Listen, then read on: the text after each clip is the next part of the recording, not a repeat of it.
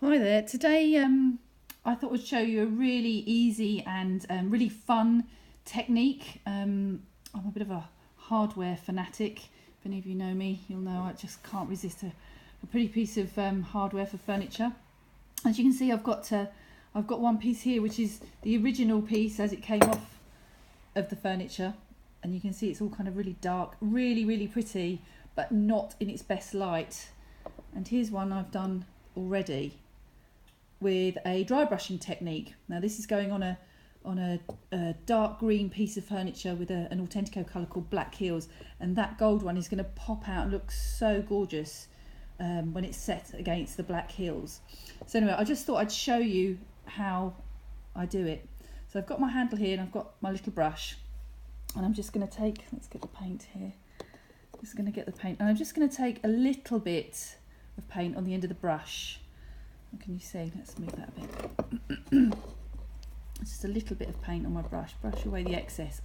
You definitely don't want excess for this because you'll lose the controllability. You'll just get lots of streaky, smudgy paint. And then I'm going to really gently just brush it over the handle. So it's not going in the grooves or the recesses. It's literally just kissing the highest points with just a light coat of paint. Now this is great for bringing out all the details. Let's turn that way. There we go. Keeping the definition. If I was to paint the whole thing one solid colour, it would become really flat, and I don't want that. I like the definition that the dark areas, keeping the dark areas will provide. So I'm just going to go all the way around, just really lightly. I'm not putting any more paint on. You get more controllability with less paint, and it ends up becoming more about pressure than it does paint. So as the paint kind of runs out from your brush, you work a little bit harder, press a little bit harder, and you'll find there's still paint in between the bristles that you can spread over, and that's what gives you the control to really not be too fiddly about all the details. So there you go, look, there's one coat. It dries really fast because you've only got a little bit of paint on there. But I did 2 coats on this one, and this is what I've got. So we're on our way already.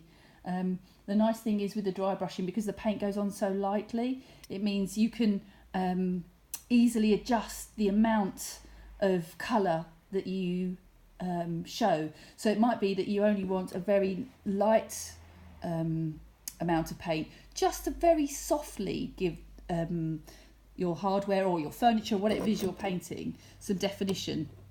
You might not want to make it really bright, but you can keep building up the colour with several little coats, light coats, until you get the level of colour that you want.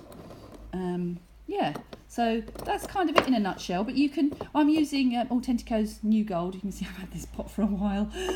I use it a lot. It's a really handy technique. But you can use other metallics. You can use on your furniture, corners and edges. But a dry brushing doesn't have to be metallic. It could be any colour.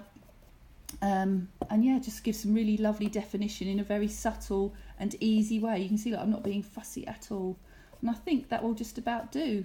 I'll put these on the cabinet against the black heels, and they're going to look super. Anyway, if you want to know anything else about dry brushing, let me know. If you have a go yourself, show me what you've done. I'd love to see it. All right, hope that was helpful.